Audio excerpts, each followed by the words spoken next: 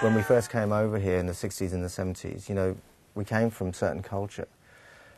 And even when you go back now, things have moved on. You know, India, Pakistan, Bangladesh, they've all modernised in certain ways. And even in Pakistan, you know, things have modernised. And they live in a different way, a different culture. But the people that have established themselves here, they've tried to maintain the culture from back then. And so that was the point of having the guy from Karachi who comes here, and actually his party is wilder than anybody else's party, and Riz's character is quite shocked because he's expecting it to be like, oh yeah, I'm going to be with my own people and it's going to be great. But then actually, the table's completely turned on him. What the fuck are you doing here? Look at you! Hey, he doesn't know how to handle it, you know, and that's the cause of his confusion. You know, Ash knows what it's going to be like. He's like, I don't want to be part of this, you know, because I feel more comfortable being on the roof terrace with a bunch of, you know, everyone there, you know. And so these are the subtle kind of nuances that are deliberate in this story. What the fuck is up with you? She's a fucking liar and a little horse. Calm the fuck down, all right? She's not doing anything that we didn't do at her age. She's different. It's there to show that, you know, family is the cause of a lot of these problems, these traditions, these cultures, which are in direct conflict with what kids are growing up and experiencing. So you have them growing up in an environment where they're allowed to, you know, walk down the street, go and visit their friends and live in a certain way, but when they're at home, they're expected to live in a completely different way. Hey, Ash. Oh, so you're the girl that's secretly moving in with your white boyfriend, right? I think what there is today is that you do have a young generation that really knows what it wants and is out to sort of achieve it. I don't think that generation has a problem with being British, whereas I think that my generation was the first generation that was trying to say, look, we're actually British, as opposed to being Indian or Pakistani or wherever our parents came from. This is the next generation moved on. And even within that, I think even today, there are situations with, you know, with people of my age in their 50s and going into their 60s who really just have no connection with the younger generation. And that's rather sad. Drinks? Car? There's a reason why my older brother is very resentful and very bitter and a very dour man, because he's of that generation. He's in his sort of late 30s, early 40s. A generation who perhaps did suffer, did suffer some sort of racism, as a kid. And there are some younger characters, younger even than my character. Ash is around sort of 21. There are ones who are even younger, and it's their perspective, obviously, is very different.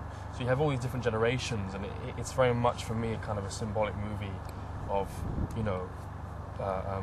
the sort of second generation, first generation, etc. They're different perspectives, immigrants in London, but that's the universal theme of the movie. This is a story that I think that could be set in New York, it could be set in Sydney, it could be set, in a lot of places that have that kind of cosmopolitan vibe, and obviously the differences, the very marked differences between the generations.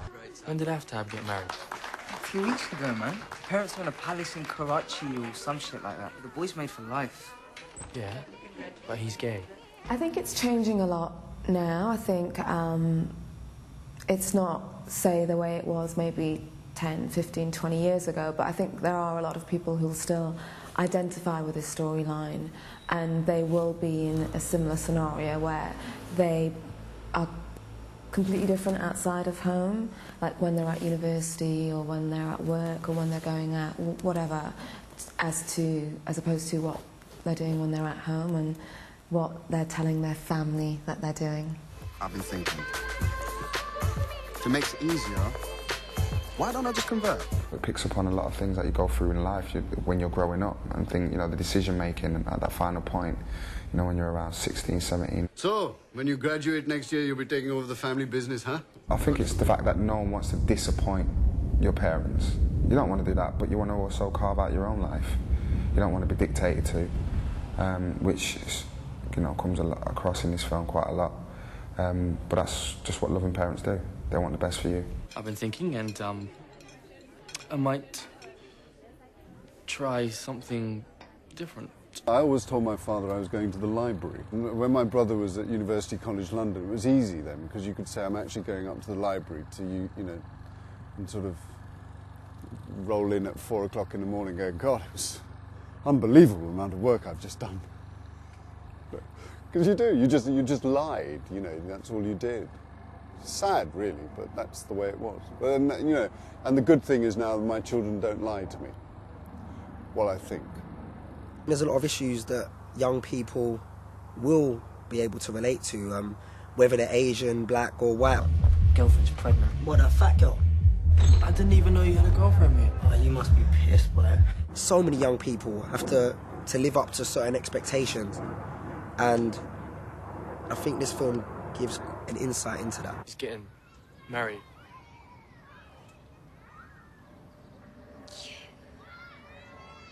You haramzada!